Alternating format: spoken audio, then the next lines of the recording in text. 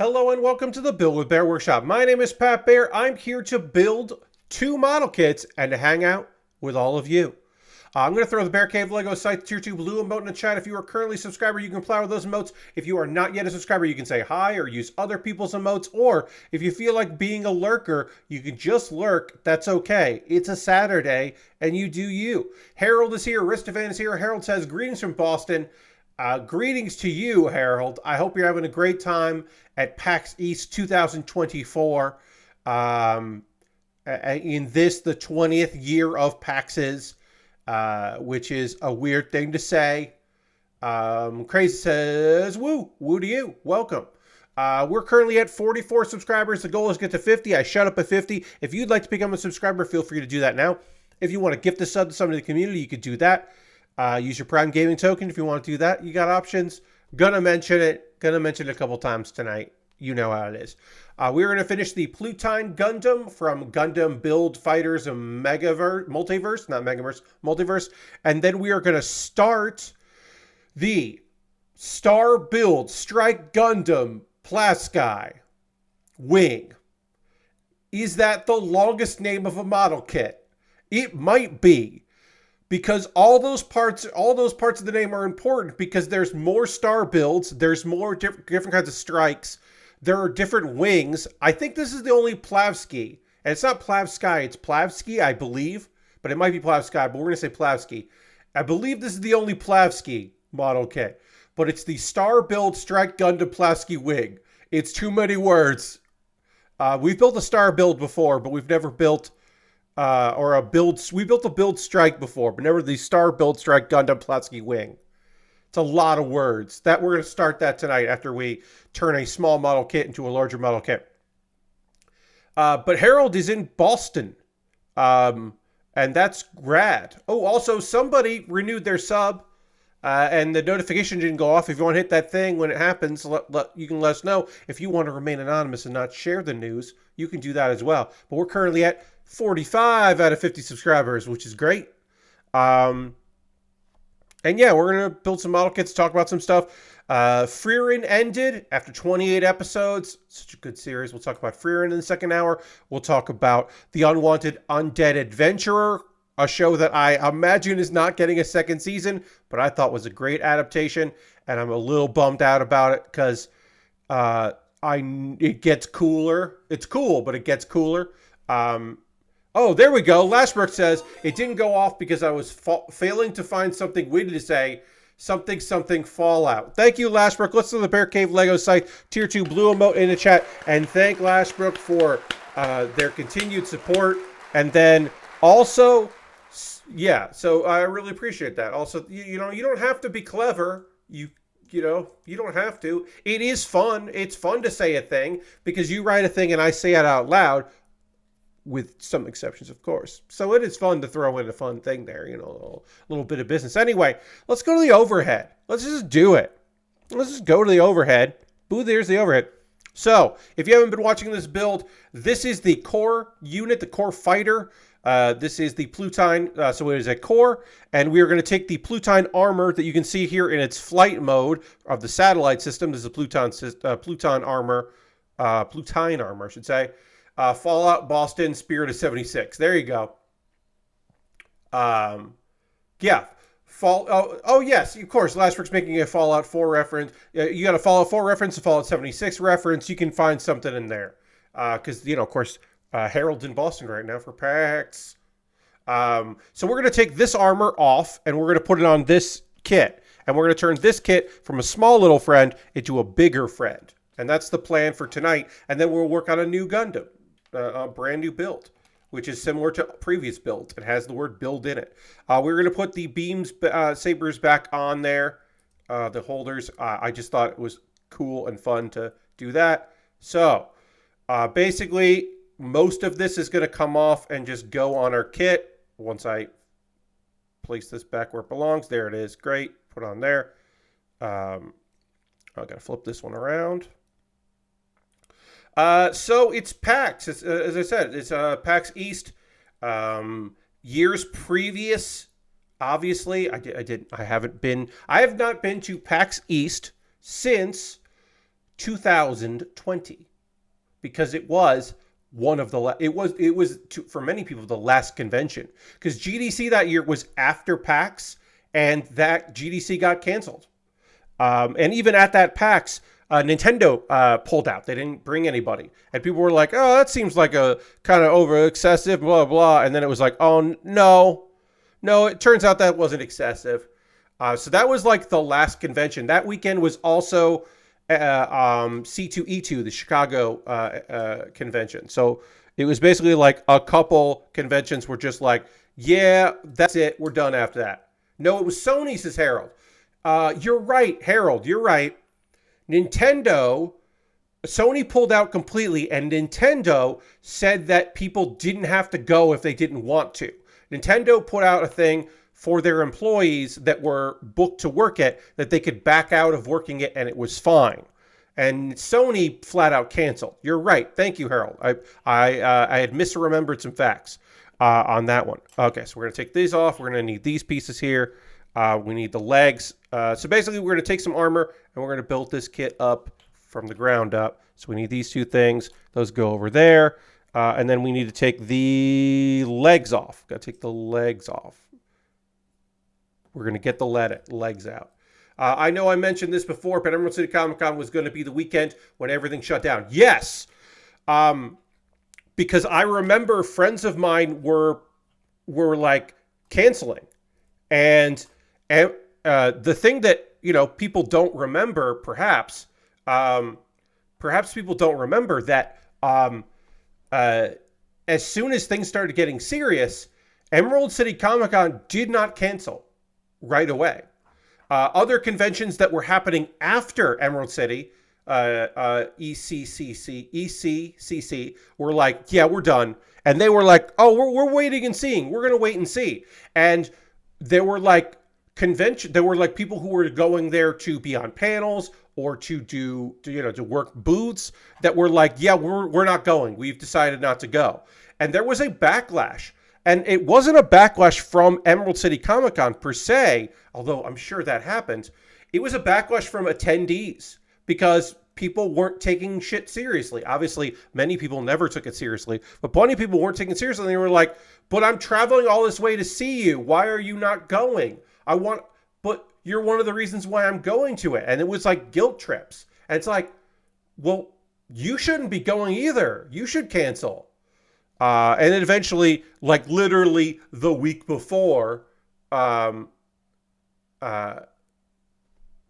as I said, the like, hey, actually, a lot of cities and states are just telling people not to leave their houses. Like lockdown happened, and then eventually they were like, oh yeah, we were going to cancel. But that was like there was nothing preemptive about it, because as liberal as Seattle is, by its the people that live there, and as liberal and hippy dippy as Washington is, there's still a state that realizes they make a lot of money on tourism, and they were not willing to give up that tourism without fighting.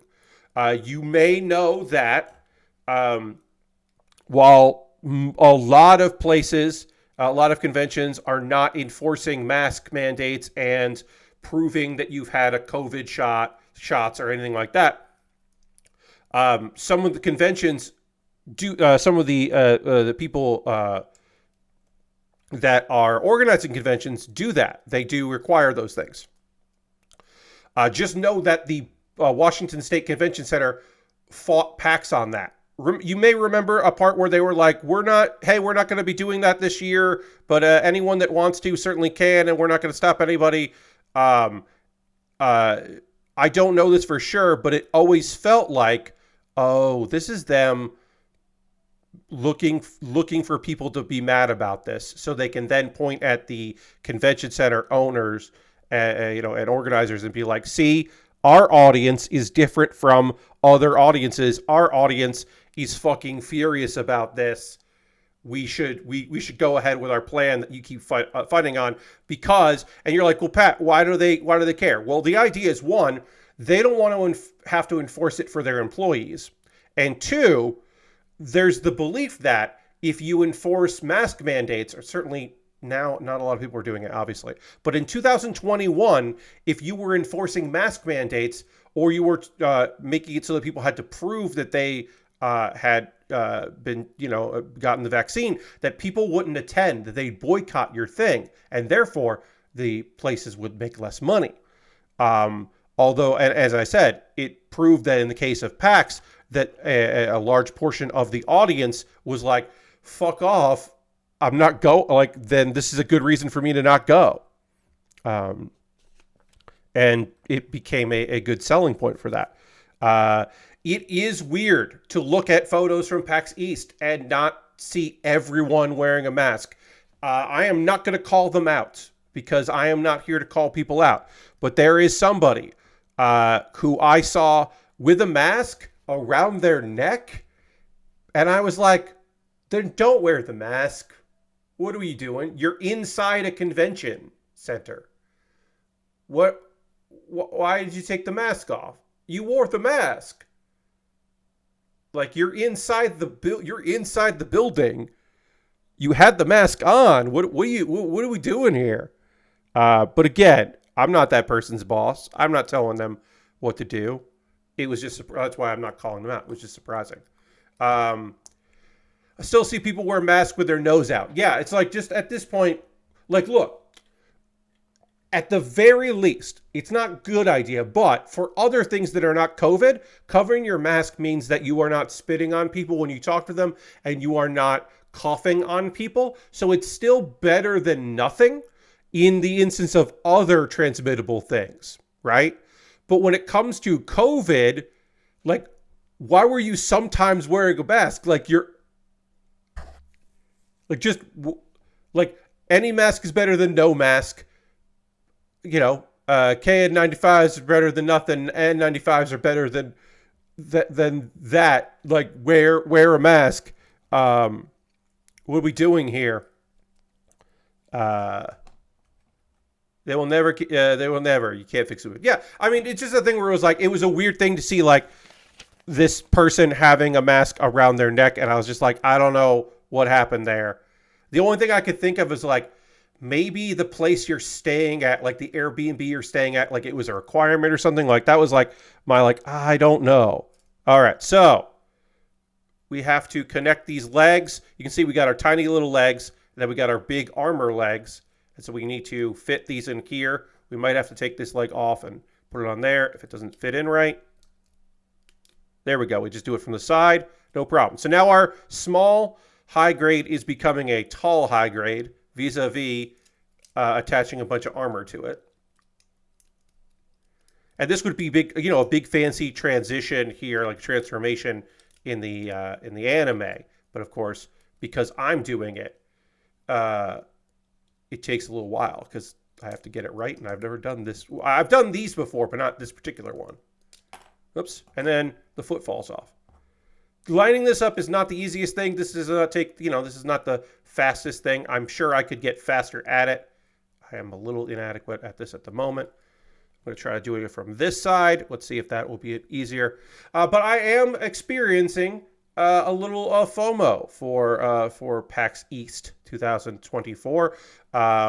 There is a book, a big photo book, like a coffee table book that is out there for 20 years of PAX.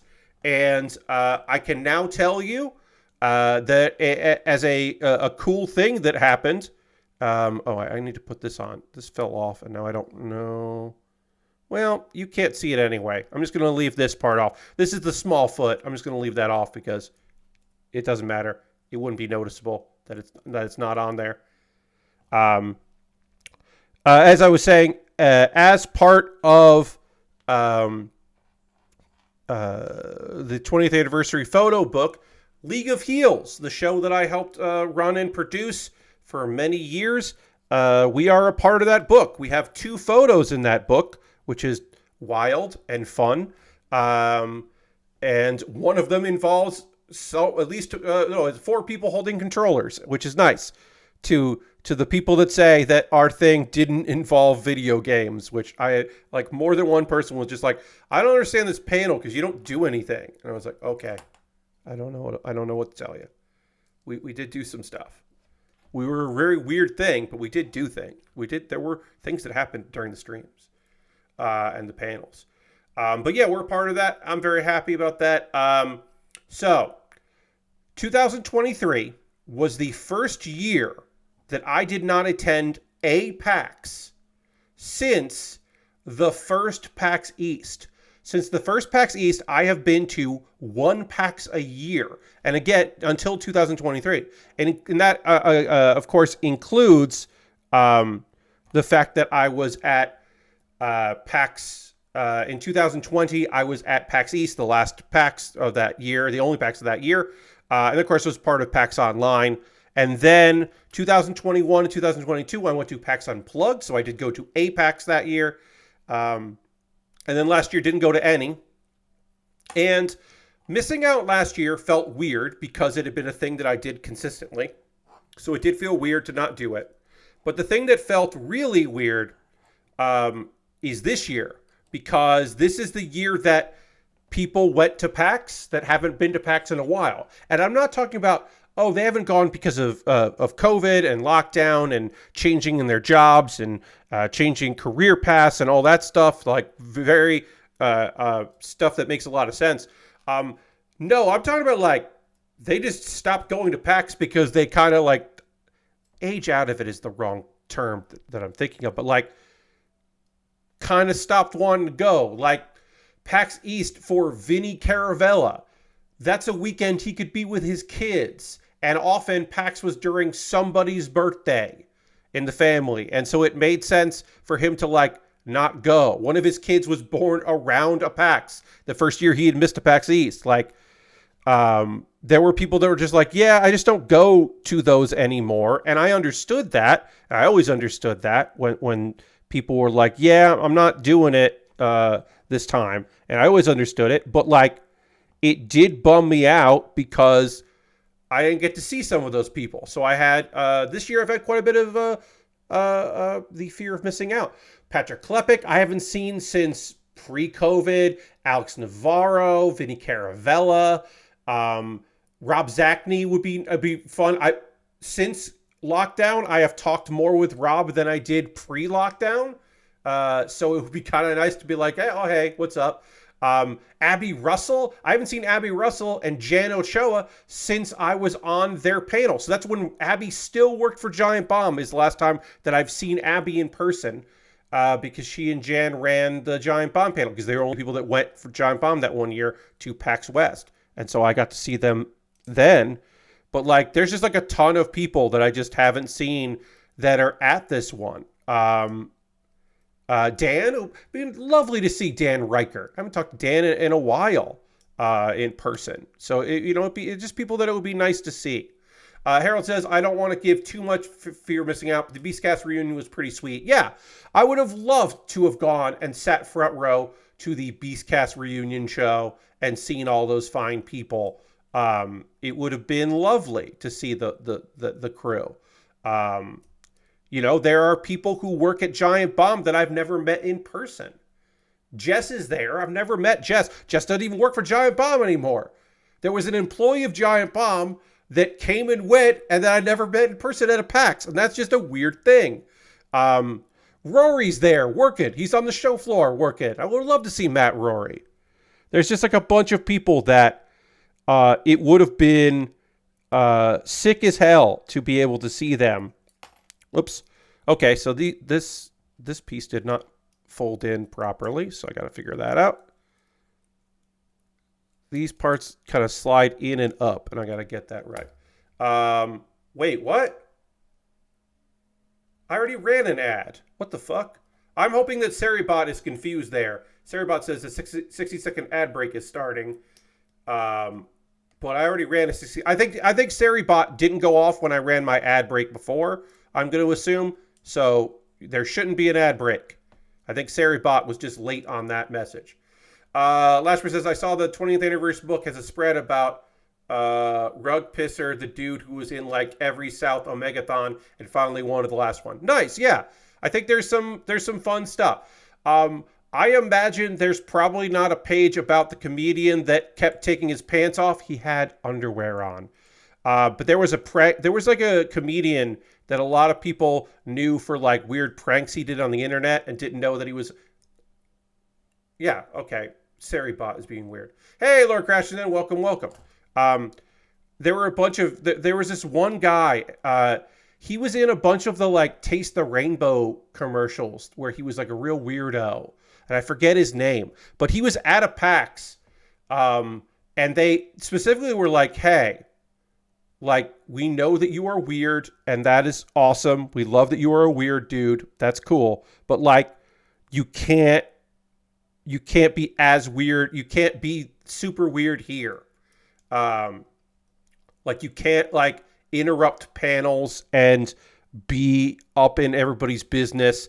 And then he did interrupt panels as a stunt because that was the thing that he did. And it was like, on the one hand, yeah, that sucks. And on the other, that's not a guy that should have been invited to PAX, because you can't, if you don't want weirdos to be weird, you can't invite them to a place where they get to be weird. Like, they're gonna be weird. I wish I could remember the guy's name, but I bet he's not in the book, is what I was saying. Yes, a lot of people were saying hi to Jess, because that's the other thing, right? I'm not the only one. There were a lot of people who are Giant Bomb enjoyers who were like, who never got to like go to a convention that Jess was at as a Giant Bomb person. And of course they knew her as a person in the community, but not as the larger community.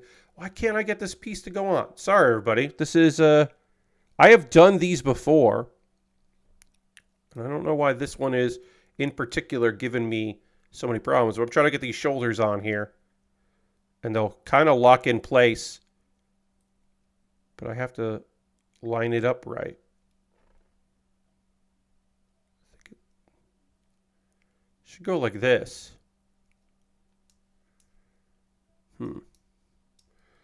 Anyway, it's mostly about the people. Like, look, would I be happy to do some panels? Of course. You know that I would do improvised postmortem with a bunch of people, have a bunch of people on, have a good time for that. I did improvised postmortem at PAX Unplugged, and they were very fun. And the last one, a dude who I really like was there, that I never did comedy with, but I knew from New York through the comedy scene. We never actually performed together. He was there because his brother-in-law was showing and was like, "Oh, I'm here." I'm like, "Hey, do you want to do the panel?" And then I got to improvise with someone that I thought was fucking neat. And it was just like a really cool thing. So I would have done improvised postmortem. I would have done Pat Baer's Anime Club live, because I only got to do that once as a live panel at PAX. I did it as PAX Online. And then that PAX West that was digital. I did 2 of those, and that was really fun. Or it was PAX East the next year. 2021 PAX East was digital. So I did that, and that was really fun. But like, I'm still mad that I never did PAX or Pat Baer's Anime Club like live with people watching, and gotten the opportunity to do that, which always bummed me out, because it would have been neat as hell. To be able to do that in front of a live crowd like that. It was just been really fucking dope to be able to have like a huge amount of people hang out and like see that panel. Somebody was asking me like, well, who was somebody that you would have loved to have on that panel? I would have loved to have had Dan Reichert. I would have invited Dan Reichert if I had gone to PAX East this year to do it, and if he had been available to do it. Because through the podcast that he doesn't do anymore, Dan started watching more anime. He was watching anime with his wife. All right, so I'm going to take this part off because it's not... I'm going to take this... this goes on the back, but it doesn't lay flat when I do it like that, so I'm just going to take that off because we don't need that. It's just going to get in the way and be annoying. So we're going to take that off. Imagine the backpack sits on there. If I displayed it, that's how it would go.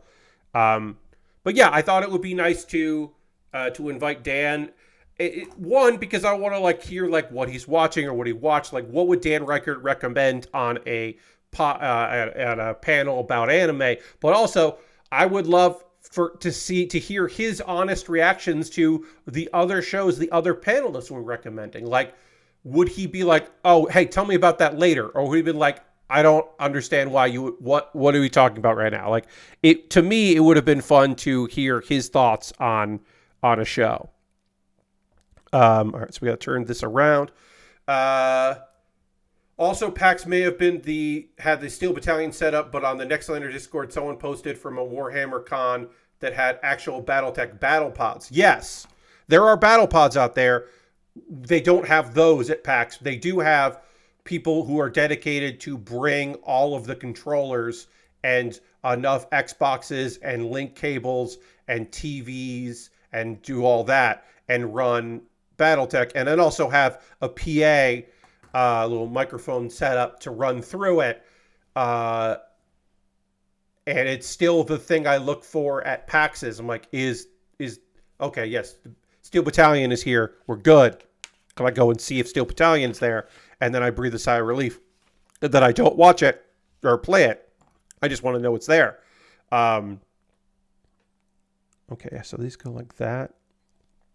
Yeah, you know what I mean? I just want to know.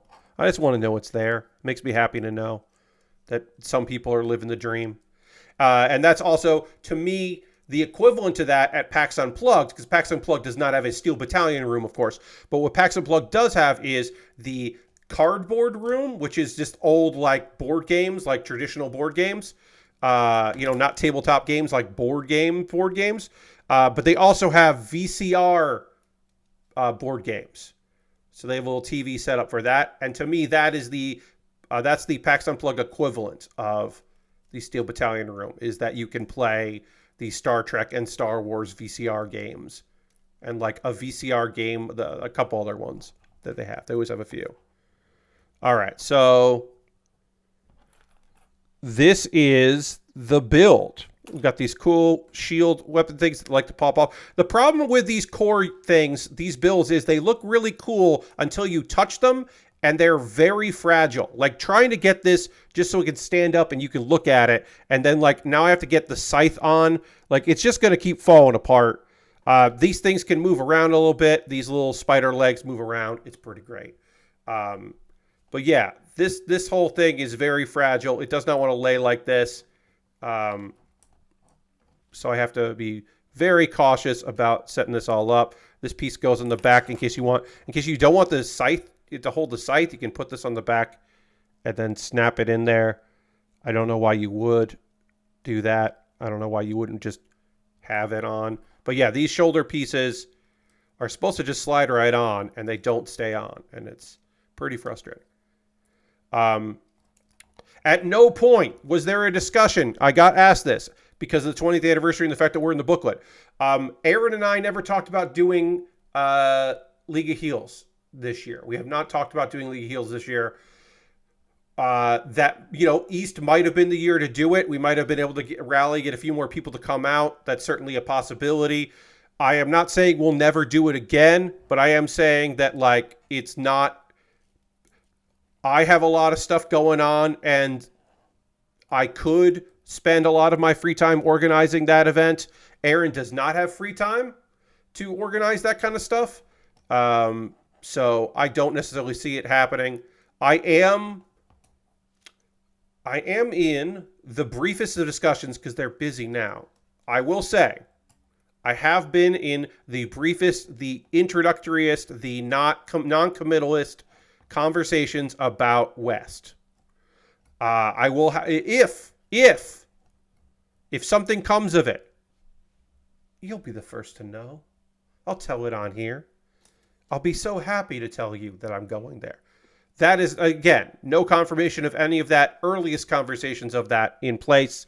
Can't tell you that's going to happen. Would love to be able to tell you if becomes a possibility. You'll know because I want you to know. But right now, that is not in the cards. All right, I gotta try to get a photo of this before it just falls apart because this thing, as I said, does not like to stand up. Like, Jesus fucking Christ, come on. They just don't. Like, there's tracks for it to slide in. And they just don't slide in and stay on the tracks. They just like to pop out. All right, so let's load this down. Let's get this site into place. Let's try to get a photo here. And then we're going to move on and start a brand new build. Papa's got a brand new build. I'm going to turn my mic down just a hair here because I got louder than I was expecting to be. All right, so got there. Now I got to take a photo. But yeah, no convention for me. It would be nice. I have no plans for any conventions this year. But who knows? Who knows what the future might bring for your friend Pat and conventions. One of the rough things is a couple conventions I used to go to. I reached out to contacts to see if I could like figure something out, and I have found that some of my contacts are out of this part of the industry. They are still working in convention stuff, but not on the ground floor. So I am, which makes sense because part of the thing of making connections at conventions is being at the conventions to make those connections, which I am not. All right. I got a photo of that finally. This thing is just going to completely dissolve. So I'm going to put it aside. And then we're going to move on to the next build. Hooray! We got another model kit to work on. So let's get that up. Let's get the star up here. This is the Star Build Strike Gundam Plavsky Wing HG. This is a high grade from the year 2014, I want to say. Yeah, 2014 build.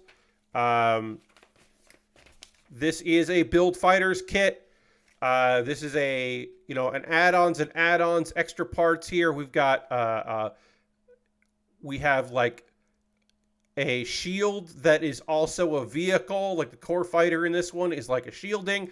This kit legitimately has its own stand because of all of the effects parts. Like it comes with its own stand, which is right on here, because it's got these slots to put various effects pieces. Because like maybe you want to use the blue ones, but maybe you don't want to use all the blue ones, but you want to keep them somewhere safe. So you put them on the stand. And that is a thing that I like. I like that they did that. Some of these parts are from 2013. Some of these parts are from later. We have two different effects colored pieces here because we got our beam sabers and the like, but we also have that lovely blue.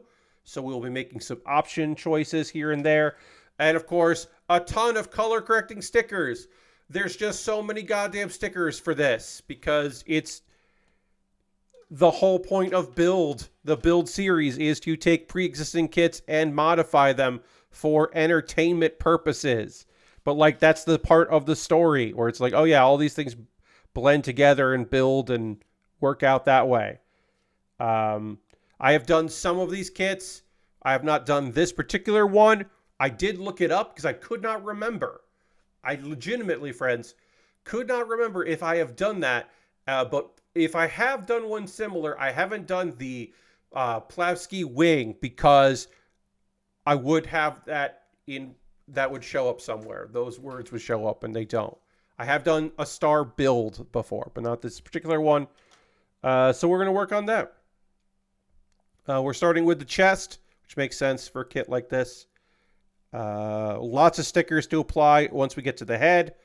But we don't really have to worry about that at the moment. We'll panel line it. We'll do all the things that we do. We'll work on the shoulders, and the arms, all that stuff. So we'll get started on that. And again, this is just going to have a bunch of... It's got a lot of runners that are small. And not just because of color, but because like... This is from 2014. This is from 2013. Like, there's just like a bunch of different parts. So there's a lot of, as I said, a lot of small runners on here. Which is fine. Fine by me. We'll get this all together. It's going to look real good. This is a main-ass Gundam, as you can tell by its use of blue and red and like a small amount of gold, that this is like a big boy. This is from a pretty good year in model kits. Obviously, it got better as it went. Still a pretty good year for model kits.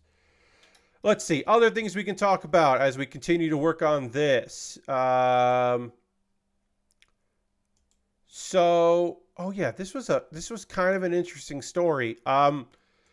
Larian is not going to be working on another Baldur's Gate game. They will not be working on DLC. They will not be working on Baldur's Gate 4. The quote is, we're not going to continue it. We're not going to make new expansions, which everybody's expecting us to do. We're not going to make Baldur's Gate 4, which everyone is expecting us to do. We're going to move on. We're going to move away from D&D. We're going to start making a new thing, which I think is like smart. Leave them wanting more. And I am not the first person to wonder aloud if perhaps, the possibility exists that maybe Larian was like, it's great that people like this. This was a labor of love. We worked on it for a really long time. Maybe we want to do something that doesn't take so many years. And maybe, just maybe, they don't want to continue to work with a company that laid off almost everyone that worked directly with Larian on this game in Wizards of the Coast. Because almost every single person that was on the team that worked with Larian on Baldur's Gate 3 was laid off. And so perhaps they were a little bit like, yeah, maybe we don't want to keep doing this. I don't blame them.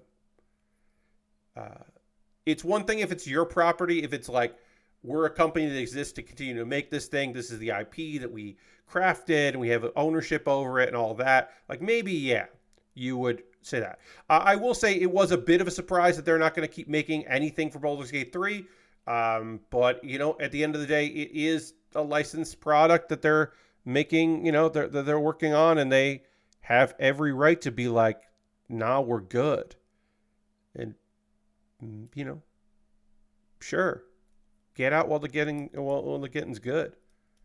Work on something else. You'll still always be the company that made it, so why not?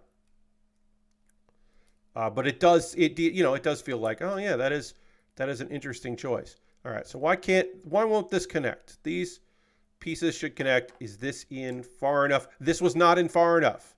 These two pieces were not properly connected, which should mean that then this will be properly connected when I go to do this. And it is. Hooray. Turns out the reason why this wasn't working right was me. I was the problem. I'm the problem. It's me. Turns out. All right, let's get that on, and then we got to get our red in here. Got to get a little bit of red in. This kit is not going to take as long as the Plutine Gundam, but it will take a little while because there are so many small parts for it. Even though this feels like immediately like, oh, this is coming together pretty fast, Pat. It actually isn't, because there's just like a lot to do with this kit. So even if it like immediately kind of feels like, oh yeah, I'll just slam this together, it'll take a little bit here. You're never a problem, Pat. Well, I appreciate that, Harold, but that's definitely not true. In the case of the model kits that I'm working on, I am often, sometimes it's because this needs some explanation. This is hard to understand. This is not working right. But often the reason why a thing doesn't work is because I wasn't paying attention to what I was doing. And I was like, I don't know why this isn't working right. I'll just bang my head against it until it does. And it's often, not always, but often, it turns out it's a simple solution. And it just required a little bit of patience. Not always in high demand for me. Let's see. Is there anything else there? This was at GDC that said that. Michael Dose, who is the director of publishing for Larian, said, had a lot of time to reflect on this incredible adventure, as everyone has, and I can't explain how excited I am for the next. Hope you'll join us for that.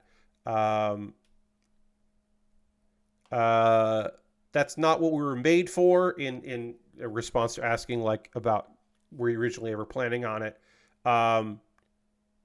That's opposite to what Larian's about. We want to do big new things. We don't want to rehash the thing we've done already. But apparently they're like, so they are working on apparently cross-platform mod support. They are still working on it. They're just not working on expansions. They're not going to work on the next Baldur's Gate, but it's not like they're completely done with the project and they're just washing their hands of it. It's just that like, yeah, we're there, or there, I should say, not where, but like they're just like, way yo, don't expect Baldur's Gate 4 from us in 6 years or whatever. It's like, okay.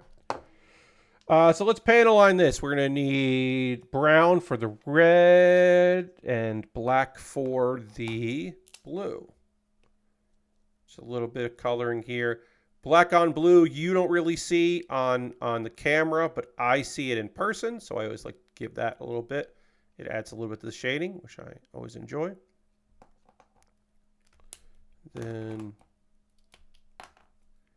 let's get a little bit of brown here on the red, which just works really well, in my opinion, on that.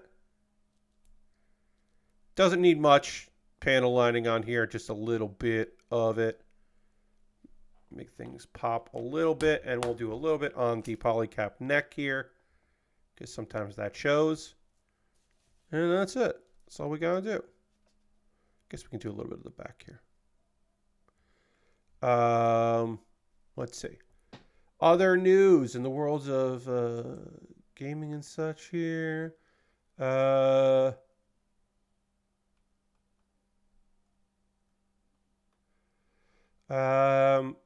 think it was like 200,000 people were playing on PC. Were playing Dragon's Dogma 2 on the first day, which seems pretty cool. Let's see. Hey, let me ask you a question. Is anybody here going to did anybody here pre-order or plan to pre-order this new guitar controller that's out here? Which is sleek and cool looking. The PDP Riffmaster guitar controller, which is available for pre-order, I believe is $130. And it supports Rock Band 4 right out of the box. And they're hoping that it'll be compatible with Fortnite Festival. Considering it, but it's a bit pricey. Lashbrook says, I thought about it a fair bit. Yeah, I mean, like, look, at this point, it's definitely hard to like find old controllers, to find ones that are compatible with games, like, you know, to replace things like that, depending on what you want to play it on. Like, it certainly isn't the easiest thing in the world, so I'm not surprised. Oh, and then go back a little bit here. Laura Crash says, I wouldn't be surprised if Wizards of the Coast tried to pull a Disney on them and increase the cost of using the license for a sequel. I mean, yeah, I would also, it wouldn't surprise me if they tried that, even though they made a ton of money because of Larian. Yeah, that wouldn't necessarily surprise me. But the difference is Disney is okay, depending on the year, with doing things in-house, and Wizard of the Coast does not have a game studio. So they would have to acquire one to do that in-house. So there's a bit of a difference there.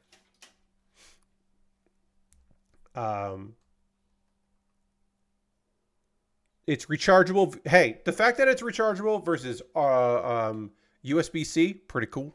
I think that is a cool bit of business here.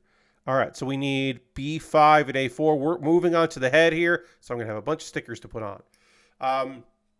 Lord Crash says, I was hoping to pre-order for Rock Band 4, but I found out sales went live when I was at work, and it was out of stock before I knew it. Sorry to hear that, Lord Crashington. That is not in my that is not in my budget right now to get one, but I would like to see it. So hopefully at some point I'll be able to take a look at it. One thing I really love is the little touches. The pick guard can be lifted up for storage of its USB wireless dongle. Like, yeah, you got to put the dongle somewhere. That's a good place to put it. Of course, there's some customization. And they'll do some freebie stuff.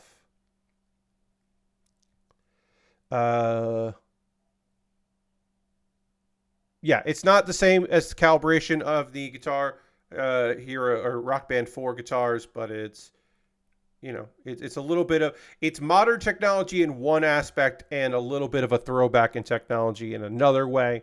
But, you know, still, new guitars, kind of wild. People have been talking about it. It didn't necessarily seem like it was going to be a thing. And then it turns out it is a thing. And that's still pretty fucking neat. All right. The eye stickers. The only stickers to me that are ever essential.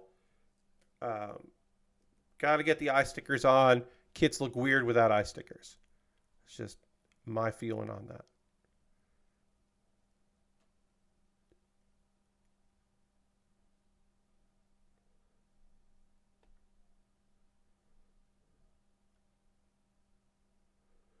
All right. Whoops.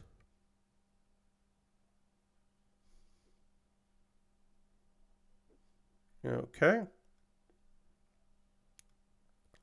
All right. Got one sticker on. I still have only 2 and 3 on the E's. This face is actually pretty easy to put on. We'll panel line it. Then we'll put on some of the pieces that would be hard to get in the marker around. That's usually how I do things here with these. Because I'll still have, you know, white on white. So I got to get the gray marker on here.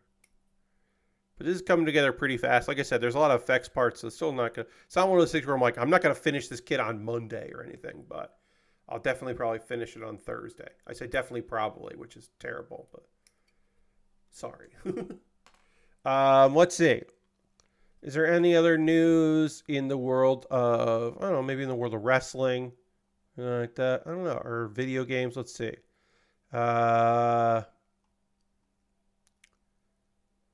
There. No. We got some more layoffs. Velen, the people probably best known for Knockout City, laid off 50 folks. Which is they're New York based. And it looks like, under 50, but 46 people within the next 2 months they will be laying off. So they're in the process of starting the layoffs, and they will get to 48, and they are a team of 120. So that is a sizable portion of their team being laid off, which is you never like to hear, obviously. Fucking bummer.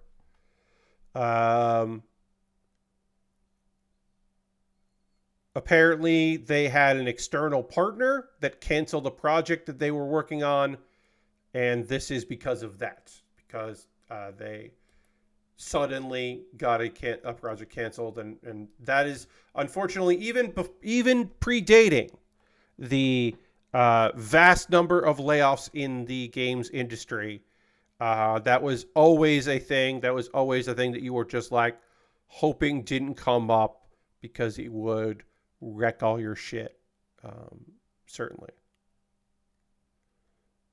And in some other previous years, you might be able to scramble. You might be able to do some contract work. You might be able to make a contract to support another studio. You might be able to work on something in the past. You might have the funds available to, put those people on another project and float a little bit while you try to get your next contract. But in 2024, like, people aren't spending the money. So it's not a surprise that suddenly having a project get canceled, you're just like, oh yeah, well then we can't really exist like this as the size of a team. It fucking sucks. This is not me. This is not me being like, oh, well, they got to do what they got to do and all this. It's mostly just me being sad about it, but understanding the realities of it a bit. not appreciating that, not encouraging those realities, but understanding the realities. Nice blue stickers. Looks good on this. So we're gonna I'm gonna panelize. I said we're. I'm gonna panel on this. Then I'm going to put on the crown because it'll be easier to panel line it as it is here with our gray marker. Let's see.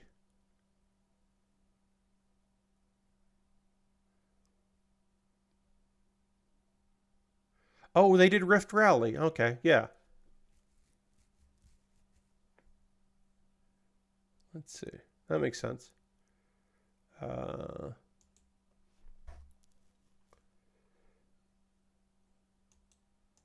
Shinji Mikami has founded a new studio, Kamiyu Inc.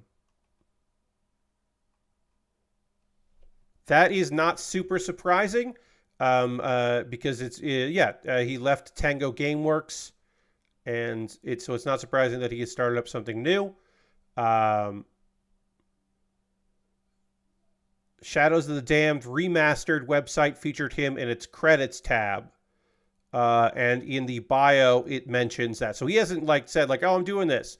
So it was, and again, how does this happen? Who does this? Who's looking at the Shadows of the Damned remastered's website and seeing that he's in there and that his bios lists that, which is just funny. It's just funny that it's somebody was there looking at the creators and saw his name and then read his bio and was like, oh, is that known news? Is that out there? Do people know that Kamiyu Studios exists?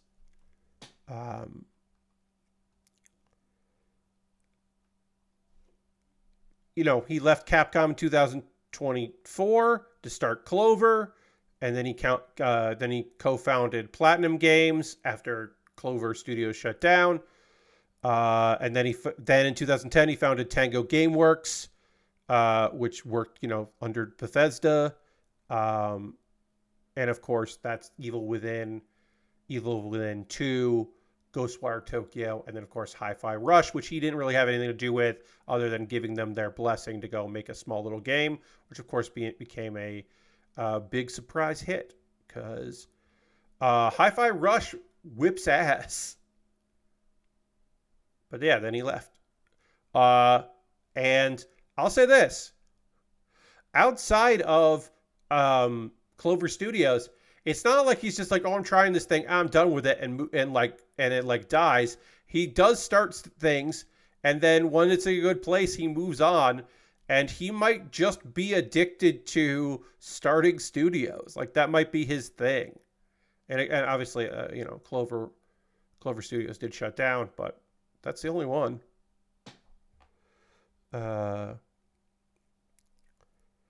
then in 2020, apparently, I didn't know this. In 2020, this is according to GameDeveloper.com, he said in Variety that he was getting old, and he hoped at the time he would get to direct one more game before possibly retiring from the industry. And we don't know if that's what that's going to be. It's going to be something there. But good for him.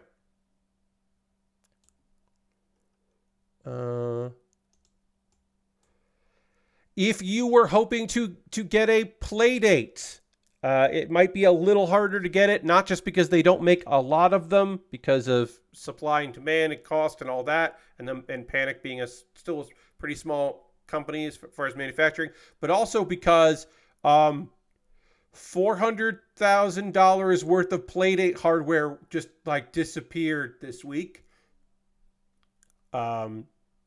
This was during the GDC talk for the co-founder. He was 4 pallets worth of stock vanished after being sent out for delivery from the company's new shipping center in Las Vegas. So somewhere between, it left the warehouse and then didn't continue somewhere, which is, look, I'm no business expert by any means, right? So I'm going to try not to use any jargon when I say this. That sounds bad and not what you want to happen.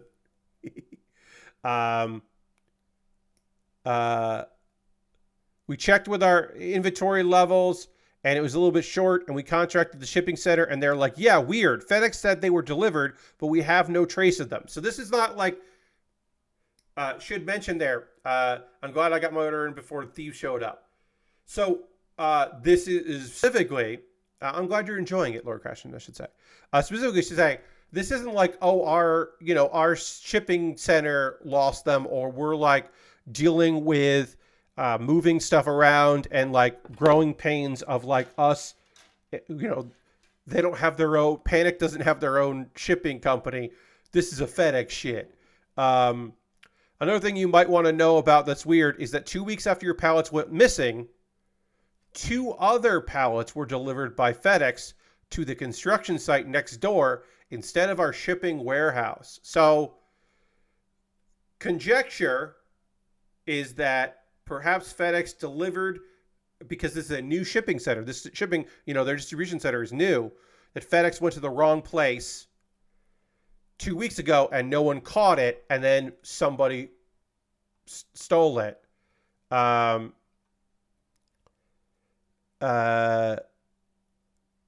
Explain the manufacturing center then sent over an amazing picture of 2 pallets filled with playdates just sitting outside a half-built Circle K in North Las Vegas. Notably added that the person who signed for the 2 pallets that were recovered was the same person who signed for the 2 that went missing. So literally someone on that construction site was like, yeah, sure, whatever, and just signed it, not looking at it, I assume. And then somebody else came around and just grabbed them, or luckily, the distribution center happened to notice those pallets and went and grabbed them before this person who signed for them could tell their friends, hey, more free merchandise showed up. You should come grab it. Am I accusing this random person of being in on a crime of opportunity? Yes. Imagine a driver showing up at a construction site, not noticing the warehouse next door. Again, they're just delivering pallets. Don't you deliver pallets to a construction site? This other distribution center, was it a distribution center before? Is it new? Is it it's a new distribution center. Is it brand new? Is it just new to them?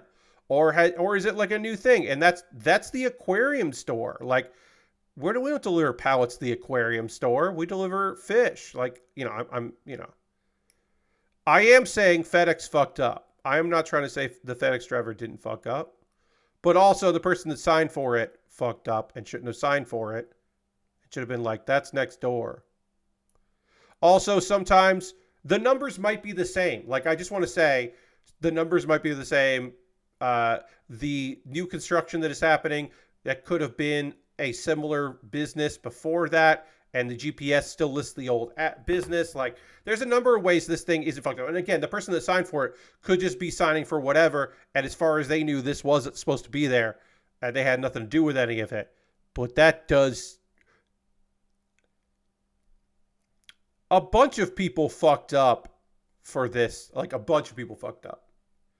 Corporate rules make it easier to mistake Yes, because again, yes, FedEx workers have a quota, and they can't necessarily investigate. And if they fuck up, they're not incentivized to go back and to deal with it later. They got to go. There's a lot of stuff that means that it's just all fucked. All right. So why is this not connecting right? Sorry. Try to get this head together here. I love this. There's a lot of research happening right now, and keep in mind that we know the serial numbers of every unit, so we know what serial numbers are missing. 7 of them have been registered to people who live in North Las Vegas. That's the kicker. So some of them are in circulation. Now, those 7 could be people who didn't know they were buying stolen merchandise, had no idea. They were just buying used. They were buying on Craigslist. Very quick delivery times, yes. And the fact that 7 of them are local. It's totally possible that those are not connected, that they went to a pawn shop or they went to, Craigslist, Facebook Marketplace, and just happen to make these purchases, and they are unaware that they are buying stolen goods at this point. It's possible. All right. This fucking bridge, this is not right, I don't think. I'm going to make this photo bigger because this headpiece is just doesn't look right. And I don't know what I'm doing wrong with it. So let's make this bigger. This is a very bad looking photo of this. So, okay. So, all right, yeah, this is on wrong. This piece that locks in the crown is supposed to go in like this. Okay. And then the red should almost be right directly under the blue lens, which is the camera, so that the pilot can see what's going on. This should be like that. It's just not fitting in right. It's just not doing what I need to do. It should be like this. And it's not. And it's weird. And I don't know what's going on. There's no picture in the bottom right of the stream. Yes, because it's the whole... Lord Crashington, do you see how the whole stream right now is the picture that used to be there? I increased the size of it so I could get a better look at it. So now you don't get to see me working on the model kit. You just see a giant photo that used to be there. I just stretched it out. So that the picture will go back there in a minute. I just need to see it bigger because I am trying to get the piece of red here on the forehead that is right above the blue piece. Oh, no, there's not a mix-up. I did this on purpose, Lord Crashington, because I can't get this one piece of the head to sit right, and the black and white photo is not good for that. So I am enlarging the photo, which unfortunately is pretty low res. I am enlarging the photo so that I can try to figure out why it's not working right, because I need to see how it's supposed to look. Because I got it on, but I had got it on upside down and it didn't look right. So yeah, this is on purpose. I know this doesn't help you at all. And I will revert it back, but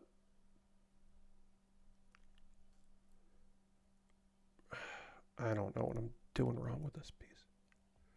This is fucking frustrating. Okay, I'll pull this back now so we can build off there. But yeah, go here. That's where it goes. Okay, so this is how that looks. That looks like that. Did I put... exists a possibility that I put this on wrong. So I'm going to try to pull this out here. No, there's no way I did that wrong. I think I did this right. Because that's down like that. Okay, so maybe I did put this piece in wrong. That could be the reason. All right, so then if that's like that, and that's like that,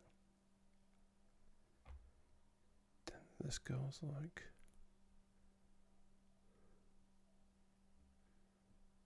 Sometimes it's just me. You know, and the instructions could be clearer and they could be bigger and, you know, make more sense. But sometimes it is just me. Sometimes I just don't do things properly.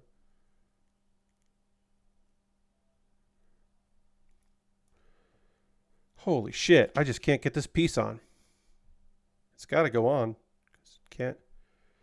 All right. I'm going to pull this off. Oof, we're past 10 p.m. I got to take a pause for the cause. I didn't even realize it was past 10. Try to get this on right without it being attached to the head, because maybe that's causing an issue.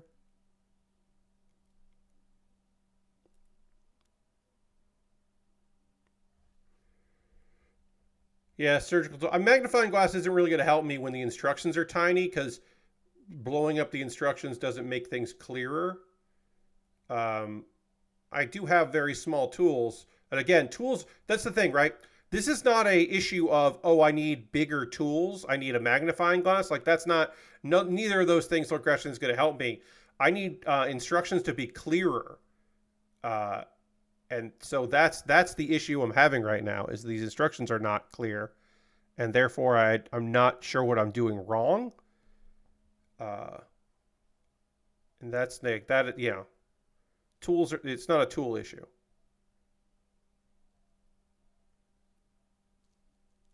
And again, part of that could easily just be that I'm not understanding what's going on, what's wrong. It's a understanding problem.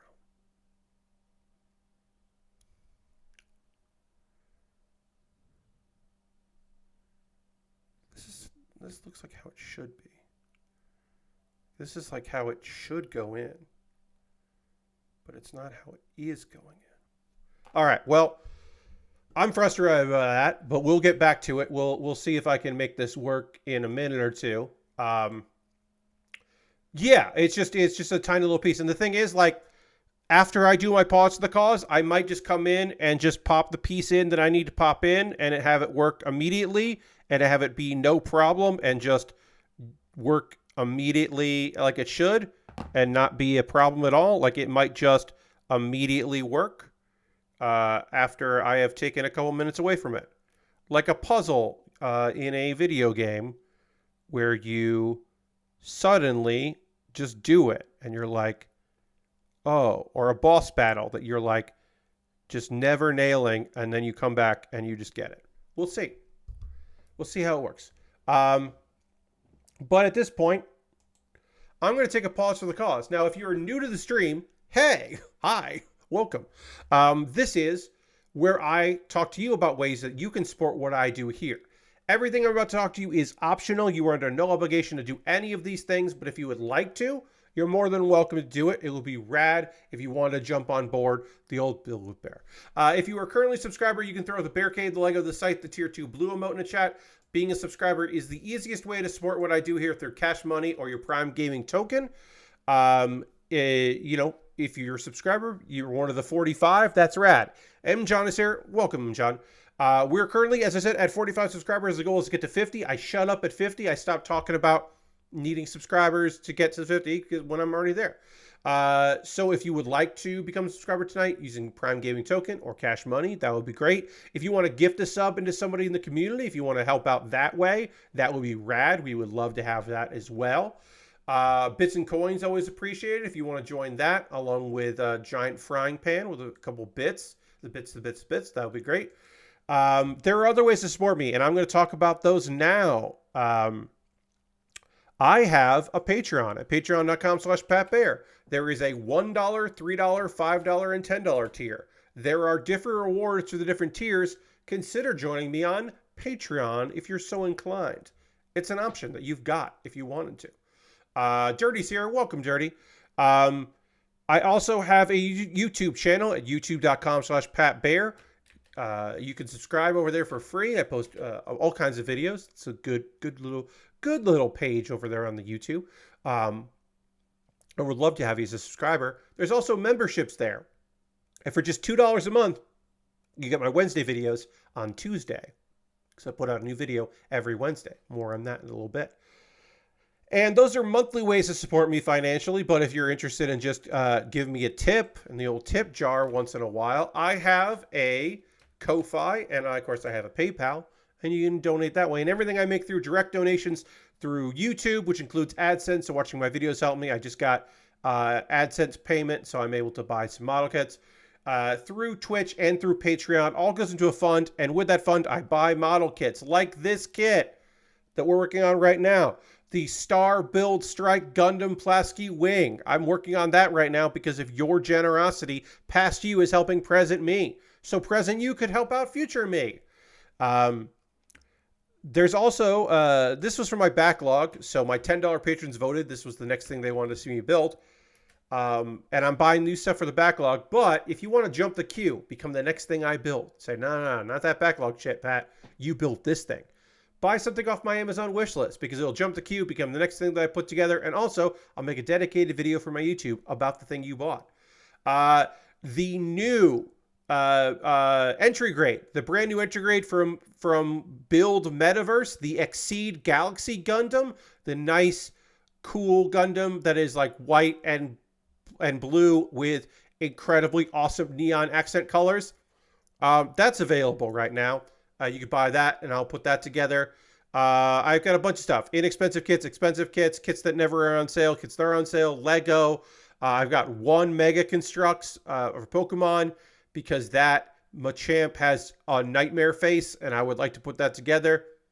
I got a bunch of different things that I'd be happy to build, and you can get that if you want. And there's some gear at the bottom, including a replacement light, because my current overhead light, I'm just worried because it's battery powered that recharges, and I'm just worried that someday it's going to die.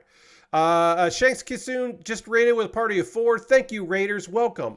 Hi, everybody. I am currently, I'm going to get through this really quick. I'm doing my ad reads. I have no sponsors, so my ad reads are about me. So you'll learn a little bit about me and what I do, and then we'll get back to building the Star Build Strike Gundam Plavsky Wing high grade, which we are in the midst of working on, and we'll get back to that. I have a Throne wish list. That's my alternative to Amazon. Same rules apply. You buy something from there, it comes in the mail. I build it. I make a dedicated video about it on YouTube, and then it jumps the queue.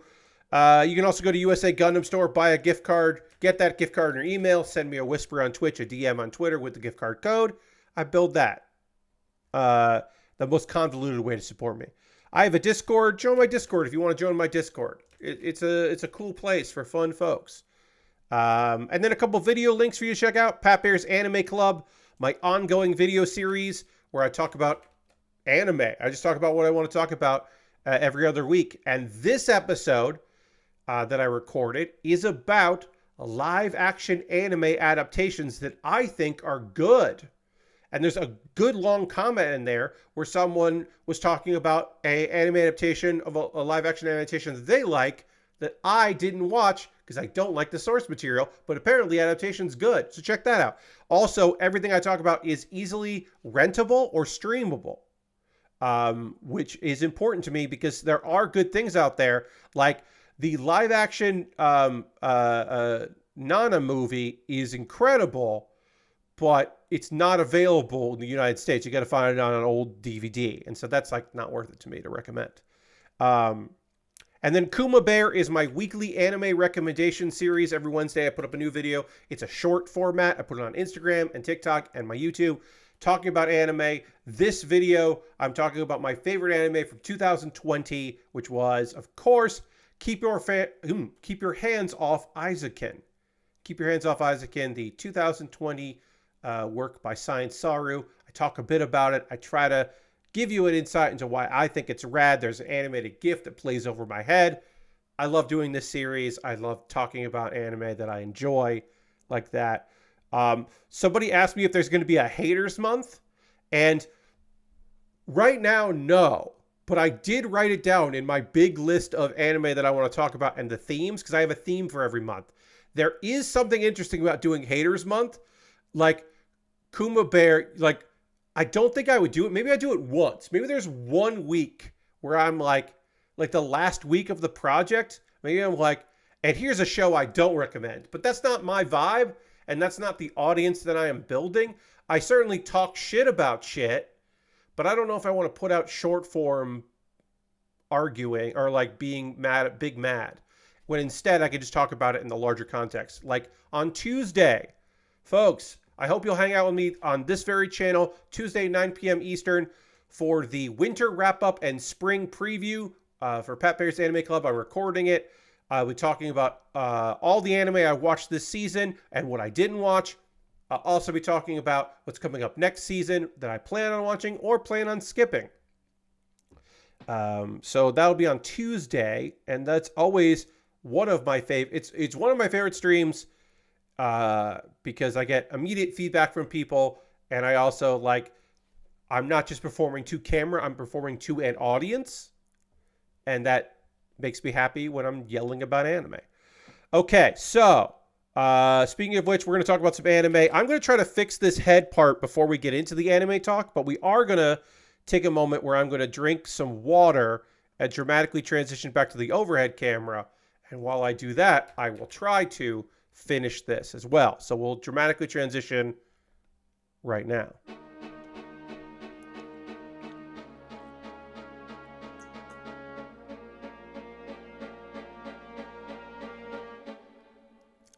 Thank you for everybody that stuck with my ad read stuff.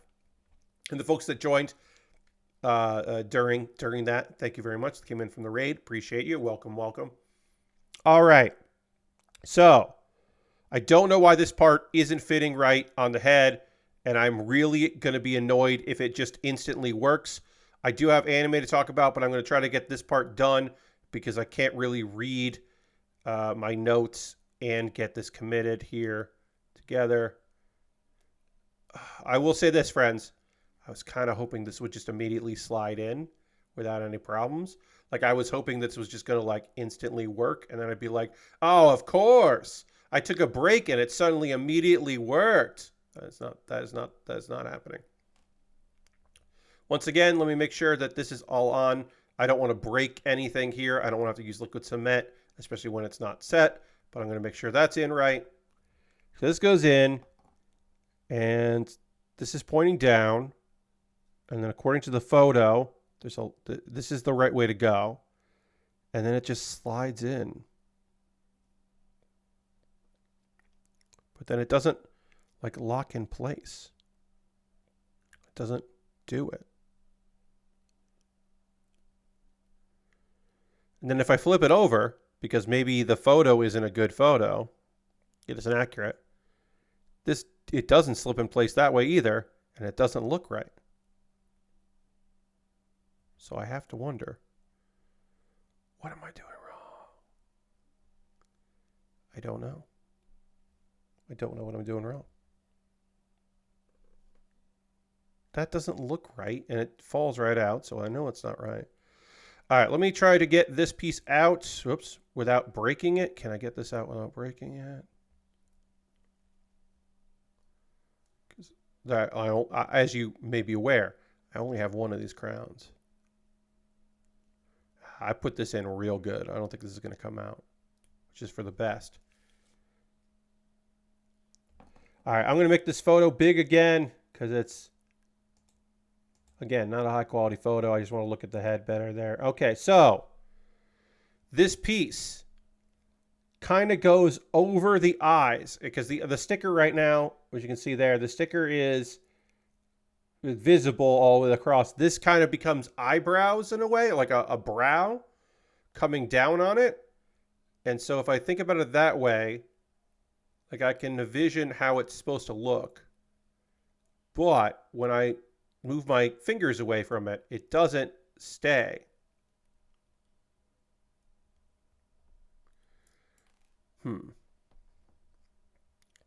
But I can kind of see how it's supposed to connect. But it doesn't stay connected like that. And I don't know why. And I don't know what I'm doing wrong. Whew, this is frustrating. This is not what I was expecting. Okay, so I can do that. That's kind of like eyebrows. It kind of goes right underneath there.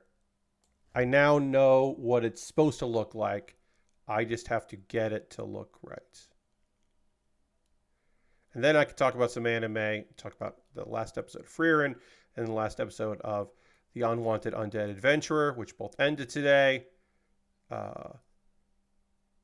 which would be great to talk about. The real Gundam Plavsky, yeah. I just don't know. It fell out. Bounced off. All right, so can I get this out again? I'm really afraid of getting this out again because it's really wedged in there. Because I thought maybe that was the problem with this wasn't in too well. Like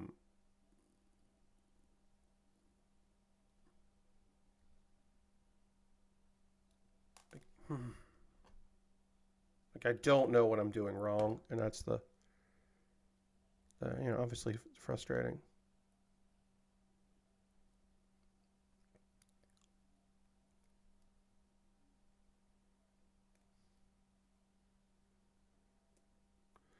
Also, I know this is the right part. That sometimes is a thing where you're like, oh, this is similar, but not the exact right part because the one of these pieces would not fit on there if the other piece, if it was wrong. So I know this is the right. I know these are the right parts. I'm just not getting how these connect together correctly. I'm just not figuring that part out. I had a tiny piece that slotted in a weird angle on my Vertec, and then accidentally flung across my kitchen dining room and couldn't find it for 2 hours. Yeah, I've had that before.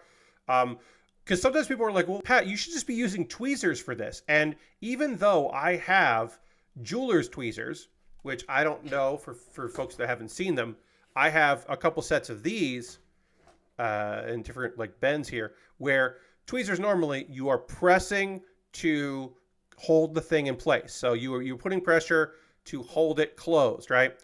These are inverted in that the pressure is to keep it closed and you are applying pressure to open them. Instead of applying pressure to close them, I'm applying pressure to open them. So it means that I can do this and then I can let my hand go. These are very helpful for sometimes stuff like this, but often they're very helpful for like water slide decals or decals, moving those. They're very helpful for that. I love these things. They're great. Thank you to the person that bought them. I cannot remember who picked these up, but somebody did. But the issue you have is there's a lot of pressure on here. So if it slips out, it could fly out of the room instead of like just falling. And so these are not good for what I'm doing here.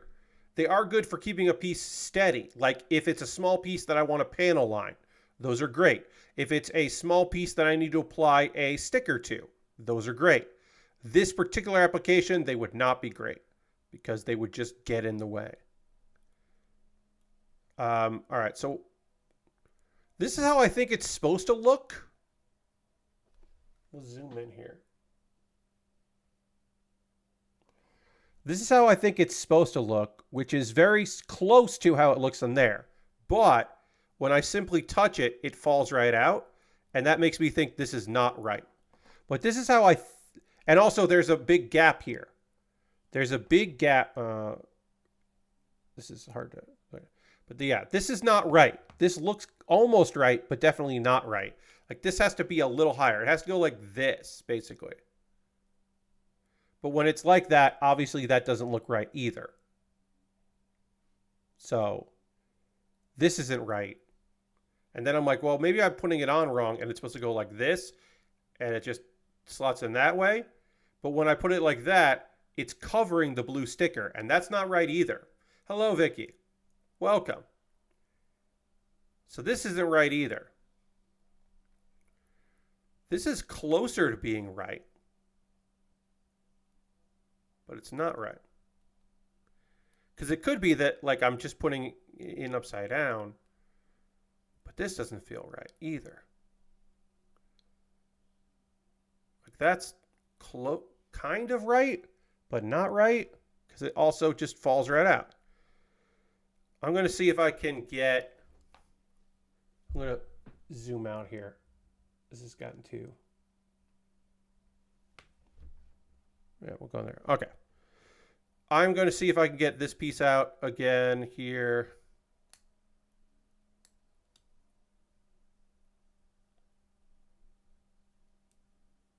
Let's see if I can get this out.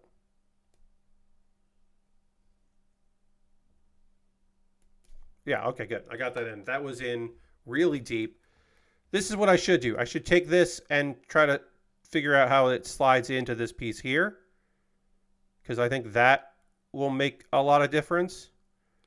That, to me, that makes a lot of sense. Like, how does this white piece connect with the crown? Like, what's the right way for this to slide in and around on it?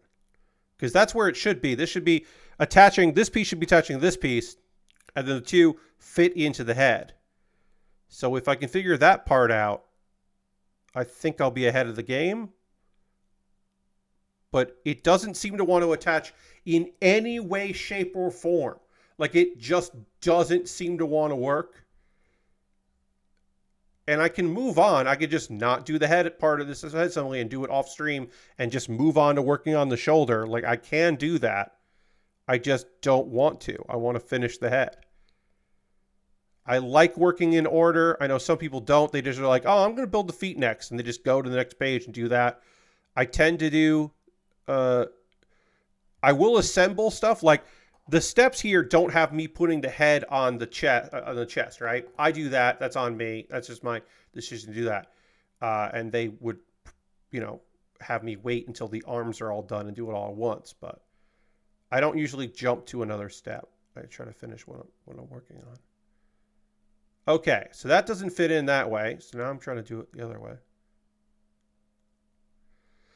I mean, I'm gonna like, B3.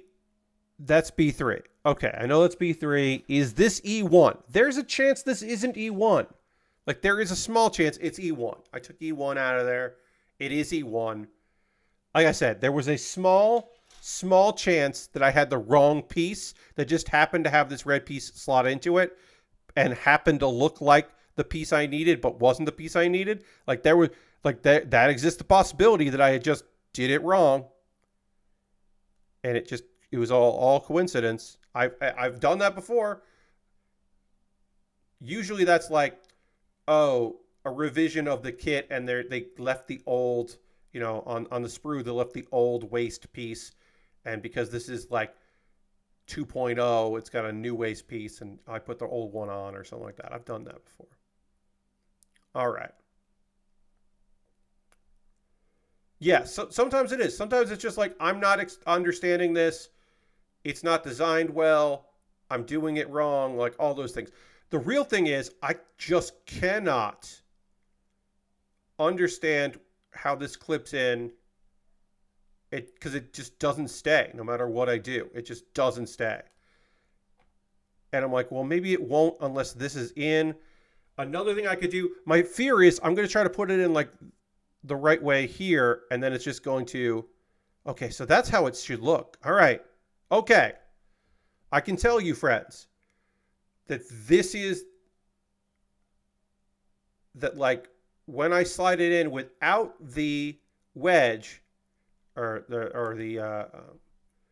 slotted this in and it looked right. Obviously it needs the crown, but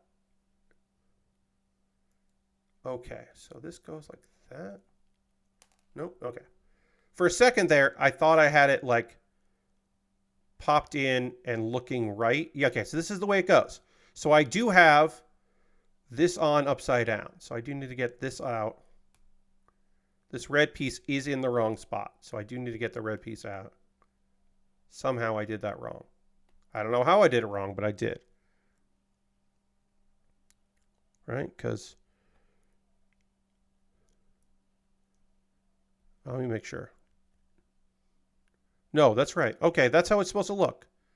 This is how it's supposed to look. I did do it right. Okay, this is how it's supposed to look. And if I did that, it will look right. Okay. So at least I know that this is supposed to go in like this correctly. It's supposed to line up somehow with this part here. And then when I put them all together, it'll just work.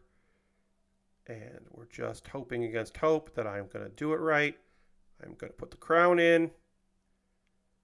And I'm going to line it up with the idea, understanding that it would just fucking work. What if you just fucking... Yes! Oh, God. Okay. It worked. Thank fucking God it worked. All right. I did it. Why was that so hard? I don't know. Now, this looks right. Thank you, Lord Crashens. I will hit the dance button. Appreciate you. While I do a little bit of liquid cement. I'll hit the dance button. Oh, and then I'll also hit the yeah button in a second, yes. But I'm just gonna... I will hit the yeah button in just a little bit here. So, what am I doing right now, Pat? What are you fucking doing right now? I am using some liquid cement here to seal this piece on.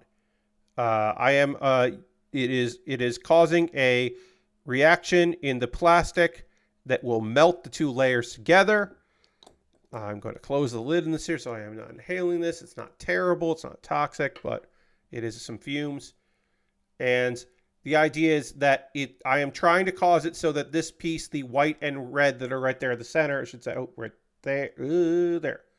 I'm trying to cause it so those pieces will not fall out, making me incredibly sad. Oh, and then also, thank you for using your channel points, John. Yeah.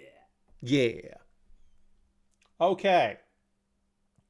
Now that I got that done, I can now work on the goddamn arms for this kit. We can work on the shoulder. I don't know why that was so hard. I don't know why, but it was. It was a fucking nightmare, and I don't know why. But we don't have to worry about it anymore, especially with the liquid cement, so it hopefully will not fall apart. Knock on wood. All right, let's work on a shoulder. We're going to work on a complete shoulder and arm. We'll do that, and I'm going to talk about anime, which is what I do in the second hour of these streams. So here we go. So I'm going to talk about the 28th and final episode of Frieren, Beyond Journey's End, and the 12th and final episode of The Unwanted Undead Adventurer. There are very few shows this season that are 13 episodes. The wrong way to use healing magic is a 13-episode show, which was a surprise to me, because that show felt like it really ended at the end of episode 11, and then they just did another episode. It was kind of strange. So they're doing 2 episodes after the big kind of climactic moment, which I'm not complaining about because I like that show. It was just odd. It was odd to see. Anyway, that's neither here nor there. Let's talk about episode 28 of 28. The First Class Mage Association test is almost concluded. A bunch of other people that passed the second who theoretically shouldn't have passed the second, they all have interviews with Siri, who is the head of the Mage Association. Decken, the old man, and some other people like Werbel and Ubel, who I was kind of... I mean, it makes sense because he is the... Anyway, either they showed no fear, interest her, whatever, or they aligned with her personal philosophy of magic, or they're militaristic like Ubel, because there will be conflicts where mages are needed. They pass. Some people did not pass. And they are bummed because it's going to be another 3 years before they can take the test again. Fern and Stark meet Decken and Laufen at a bakery, and they all kind of enjoy some sweets together. And we get some Decken backstory, the cool old man, that they're like, you're a noble? Oh, God. Oh, so sorry. You're the Imperial Mage. He's took this test. He doesn't really have anything to prove. He took this test specifically so that he could go and back to his hometown, which was at some point taken over by demons in the demon realm, so he can't go there on his own without this. His wife died at a young age because they're like, well, you probably have grandkids, right? And he's like, no, I don't. And once again, don't assume just because someone's old that they got kids and grandkids. Frieren and Werbel have a conversation. And hey, here's a weird fun fact. Werbel was encouraged to become an adventurer and eventually a mage because Himmel, the hero's party, helped out his town. And we get a flashback that, like, look, helping, because, like, the process of going and facing the Demon Lord took a lot longer than it could have because they had to keep constantly stopping to help people and it was like, and people were just like, this has nothing to do with the Demon Lord. This isn't going to help anything. It's like, yeah, but I can't just like not help people. It's not like, it doesn't make sense for me to just like not be able to help folks out. Because everything goes back to Himmel. Let's see. And that apparently encouraged our boy to like get into adventuring and all that. The stories of Himmel. In the evening, Fern and the other successful examinees head to Siri because, you get your privileges of being able to travel. And also she promised an original magic to anyone that passed as like because her test was going to be harder as an incentive to encourage people to, take the test. Harold just cheered 100 bits. Thank you so much, Harold. Appreciate you very much. Cha-ching. Thank you for that. It's very kind of you. Okay, that clipped together. That required some pressure that I was not enjoying. And we got stickers. We got a ton of stickers to put on this kit. We will have to put stickers on here. We'll get some stickers on this in a moment. We got B1 needs a sticker. And then this piece that I just put together needs some stickers. So we'll do that. Apparently, Siri has banned Frieren from any mage association building for the next 1,000 years out of spite. She is mad that Frieren is still, not as serious as she would like, I guess, or is wasting her potential or whatever nonsense she's spouting. But so she doesn't get to the party. She does not get an original spell. That's a bummer. Stark and Frieren just wait outside because Stark couldn't go anyway, really.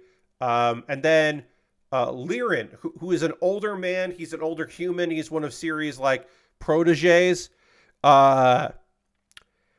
He can see the fluctuations in Frieren's magic. Frieren has been the only person we've known who's been able to see that, who can see the fluctuations because both Ciri and Frieren suppress their mana. They suppress their mana to appear weaker because the demons don't have any concept for that, and they let their guard down. They can let their guard down because they don't expect anyone to suppress their mana, and they have been doing that this whole time. So he could kind of tell that Frieren was stronger than she was letting on.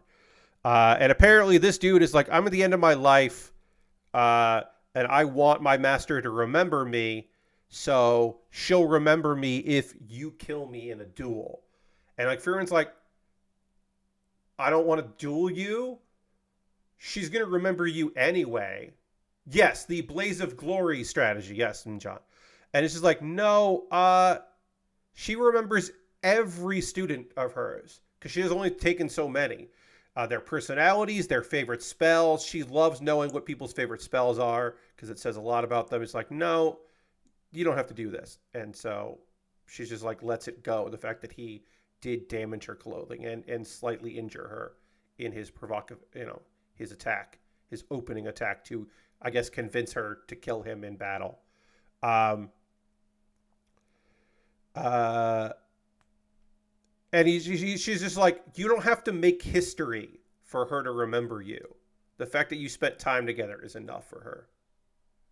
Which is nice. Nice little sentiment that people will remember you, even if you don't do big things. Even though a big part of this story is the fact that Himmel posed for a lot of statues so that he would live on the hero's memory, but also not everyone has to be a hero. And I think that is a fine sentiment to pass on. It's not everybody has to be Himmel and leave this grand legacy. All right, so 5 goes here and then 4 on the other side. 5 and 4. 5 is one of these. 4, let's see, which one is 4? 4 is here. 5 is there. Okay. So this is 4.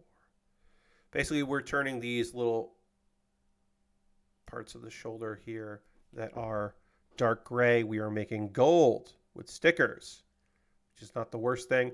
Would I prefer that this was layered plastic doing this instead of a sticker? Of course I would. Does it need it? Not really, but we can do it. We can make it look pretty. It does look cooler, so that is nice. Back to the episode that we're talking about here. Frieren asked Ferd what spell she asked for, and she asked for the spell that cleans clothes, which apparently made Ciri mad. Because it's a practical spell. It's not like a militaristic attack spell. It's a reasonable spell because they're adventurers. And having a spell that cleans your clothes is great. And then Frieren is like, ooh, that's an old one. That's an ancient spell. She's really psyched about it. And it's just cute. I like it very much. A bunch of people run into each other and say goodbye, and it's kind of fast. And that's another flashback that Himmel doesn't like tearful goodbyes because he's like, hey, if we're meant to meet each other again, we will meet each other again. And that is a nice way to end the episode and end this series. Do I think there will be more Frieren? This show, apparently in Japan, television ratings dipped a bit during the exam portion because the thing that people like a lot about Frieren is the kind of slower paced stuff of it. And not necessarily they liked the fighting, but this one, like this exam, was a lot of fighting. But it was a big hit. It did numbers, and I would not be surprised if there is more Frieren in the future. Because they did do 28 episodes of it. They told the story they wanted to tell. And then it's just like, look, there's another. The thing is, oh, they did say more Frieren. Oh, that's good. I don't usually pay attention to that stuff, so I don't know. I didn't know about that. But one of the things is there is a very long, prolonged fight that I think if they tried to do that, they'd either not do the fight at all and kind of skip it and then do it as its own thing, or make it like a movie. But there's a long ass battle with a character that we see in this like arc that I think it would be like the whole series, and you would lose a little bit of that exploration. There's plenty of fun exploration in to be had, but there's like one arc that is deep that I think some people wouldn't love. But overall, Frieren, one of the best shows of 2023. Also, weirdly enough, because we're only one season in, one of the best shows of 2024. It's gonna be hard for there to be 10 other anime that came out this year that will push Frieren out of my top 10. I mean, it's just like, yes, Solo Leveling came out and I fucking loved it. I know that Laid Back is Camp season 3 is this year. I am predisposed to enjoy that. There's probably a lot of stuff that is going to be good this year, but I just can't imagine there are 10 shows this year that were all better than Frieren, because goddamn, it's fucking good. It will not be in my, like, next month I'm talking about my favorite shows for Kuma Baer from this season.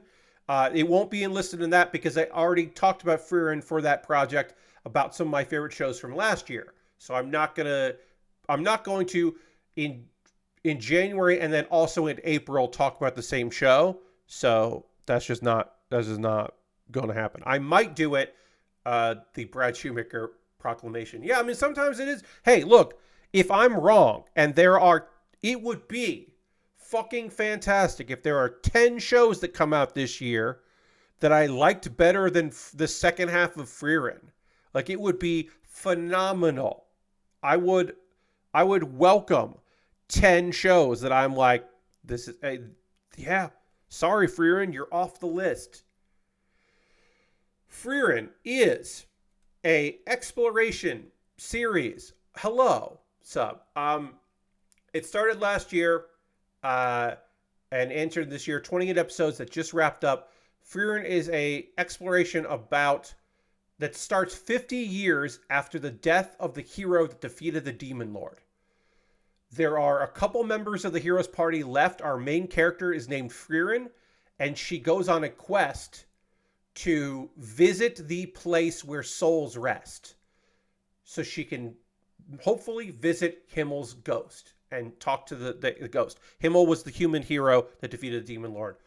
Along the way, she creates a new party to travel with her, and it is a fantasy series that is sometimes a slow burn slice of life, but it often is action and adventure. There's some fallout. There is a lot of, which I talked about in this episode, flashbacks to her time with the hero's party.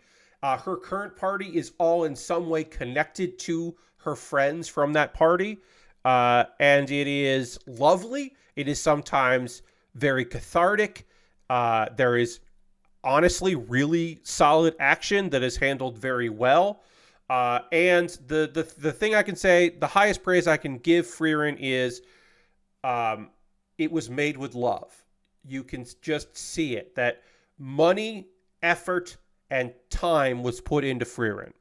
The fact that it's 28 episodes over 2 seasons, which meant that the first 4 episodes came out on the same day, as a like, hey, it might take you more than 1 episode to get into this, so here's a bunch to see if this is right for you. Like, it's just, it was handled with care.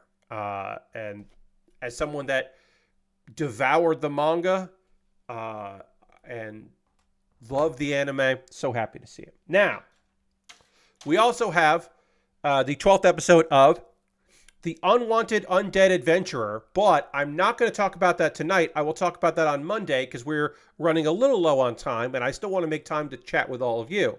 So, the 12th episode of the Unwanted Undead Adventurer, I will talk about on Monday. On Monday, I will also be talking about the final episode of the Strongest Tanks Labyrinth raids. I will talk about that then. And then I might talk about Sandland because I do have access to I do have access to Hulu right now for a bit, and so I am planning on watching some Sandland tomorrow so that I can talk about it. I don't know how many episodes I'm going to check out. Now is the part of the stream where I want to hear from you. What are you watching? What are you playing right now? What are you into? We got a little bit of time left on the stream, so I do love to hear from y'all about what you're into via games or anime or TV. If you're watching college basketball, you get really into that. You got a betting pool going, and you're just like, what? No, this seed is doing terrible, and oh no, I thought for some reason that UConn men were gonna lose, and I put all my money on the other team for some strange reason because I thought they were gonna fall apart or whatever. Let me know in the comments, or the chat, I should say, not the comments, what you're watching, what you're reading. I am now caught up on Frieren. I am caught up on Weakest Tamer. I am caught up on Solo Leveling. I am caught up on the wrong way to use healing magic because I thought I was finishing it, but it turns out there's one more episode. I am not caught up on cherry magic. Harold says, before leaving for PAX, I got into Fortnite Festival. Hell yeah. I hope you're enjoying that. I can understand that. I can understand why you would be getting into a little bit of Fortnite. I think they're doing a good job with all of that. It's not necessarily for me, but I get it. Lord Crash says, I finished 7 episodes of Sandland that are on Hulu, which are great, and are setting up some more episodes to come. Yeah, I am interested in checking out Sandland. I read the manga years ago when Shonen Jump tried to do the United States run again, when they did Shonen Jump US, and they tried to go for that as like a monthly magazine. They put in Sandland, and I read all of that, and then I read it again later, and I really enjoy Sandland, so I would be very happy to get into that. So that is on my list of things to check out. Also, no idea when I'm going to get into X-Men because I don't see a world where I'm getting Disney Plus, and the person who I have occasionally watched use their Disney Plus doesn't have it anymore because they were getting it through like a deal with their cable company or something that's no longer there or whatever. So I'm like, I don't know how I'm going to watch that, but I do want to watch that. Let's see. Sub says, when watching Beforeigners, a Swedish sci-fi cop comedy show, and old anime now and then here and there. Is that? Ooh, okay. Now and then here and there. I know what that is. Wait a second. Is that? Yeah, okay, that's 1999. The sci-fi series from 1999. Yes, okay, I do know that one. I was like, I know that name. Which one is that? Yes, that's yes. Okay. Yes, Now and Then Here and Now. Now and Then Here and There. I did know what that was. Yeah, it's Shu. It's the Kendo Lover. Yes, okay. I do know what that is. Great. Oh, that's neat. That is a blast from the past. I haven't heard that name in years. That's fun. All right, so this is going to go here. This. That just fits all the way through. That doesn't seem right. It's supposed to stop here and then doesn't. Oh. I was like, why does this stop when it shouldn't? Is it because I didn't put on this piece? Sometimes you have to put the whole thing together. Yes, and now it stops. Great. And then this goes here, and there's a sticker that goes on. Oh, there's stickers in this piece. I should probably put the sticker on before I put that piece on, because I bet it will be easier to do. Off 13. Sticker 13 is This is a color correcting sticker. John says, I've been playing through Unicorn Overlord, watching MS Igloo tonight, and saw the Violet Evergarden movie, and hopefully we'll finish the Veritic and share pictures in Discord before I need to travel again. John, yeah, I hope so. Good luck with the traveling when that comes up, but also good luck trying to get the thing done you want to get done. I need to find sticker 13, everybody. It's this sticker. Color correcting sticker 13. Lashbrook finished up the last of the Llama Soft documentary. Ended up buying TXK on Vita. Let's see. Okay, so this goes like this. Okay. And played a far bit of that. Trying to play Dragon's Dogma 2, but it started crashing pretty regularly. Lashbrook, I hate to hear that. I'm so sorry that that it's crashing and you're not able to play. That sucks. I hope there's a patch that fixes that shit for you, or you can figure it out, or there's some troubleshooting you can do on your end or whatever. But that sucks. I hope that gets straightened out. I'm sorry to hear that. Akito, welcome. Watched Dalek in color last night. Dalek's in color. Really, really neat and well done. Looks very 60s in a good way. William Russell as Ian was kind of the star of the show in that era. Oh, yeah. I'm glad that looks good. That's awesome. Ghostfell says, still on Bojack. Dang heavy. Yes, it is. And you have your Magic Commander decks that you have. You're trying to tweak your Commander decks. Nice. Okay, sometimes you got to tweak those decks. I've been tweaking my Hearthstone decks. You know me, still playing Hearthstone. But I'm tweaking my standard deck, my big Paladin. I'm trying a few other cards in that deck that I've had some success with. A wild version of it would do better than the standard version, but a wild version of that deck would lose way more easily. So I am not doing it. I'm going to put the last two pieces on here and not do the hand. I'll do the hand on Monday. And Lord Crashton says, I just finally beat Ante 8 for the first time in Balatro with the Bloss Bind. Flips over your Joker, shuffles them, and it was such a bullshit thing to do to me. Yes. I have not picked that game up in over a week. I think I'm free. I think I'm free of that game because it was frustrating me. I like it a lot, but I also don't know if I'm ever going to play it again. I might play it again. I'll probably play it again. I will probably play that game again. But I'm on a long fucking break with Balatro because it pissed me off. All right, so this won't slide in place. I don't know why. This needs to slide in here. I can't get it to do. There we go. I had to put a little pressure on it, but it worked out. Okay.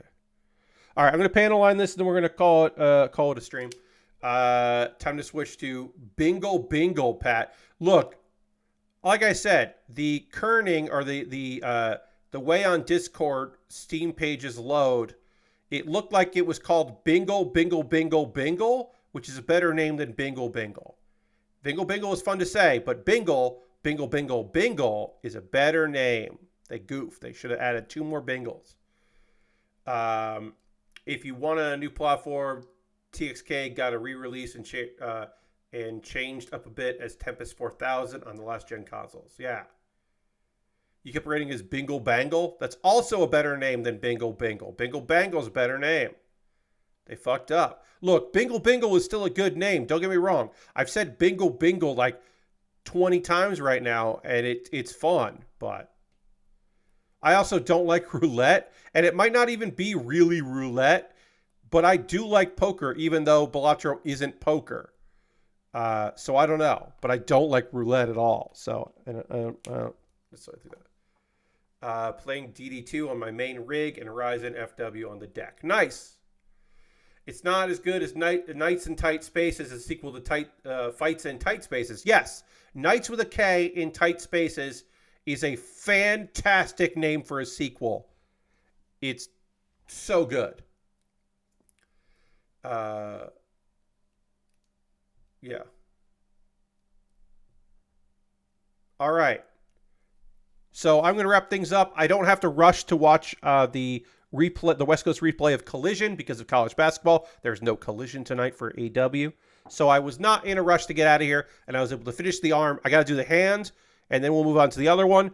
I'm so glad I didn't move on and instead suffer to finish this head here. I'm glad Rise of the Ronin's good, Lord Crashington. But yeah, it seems like y'all have been picking up some video games. I hope you have a good time with those games. Art is suffering. So I don't like to suffer, but I do like to accomplish a task.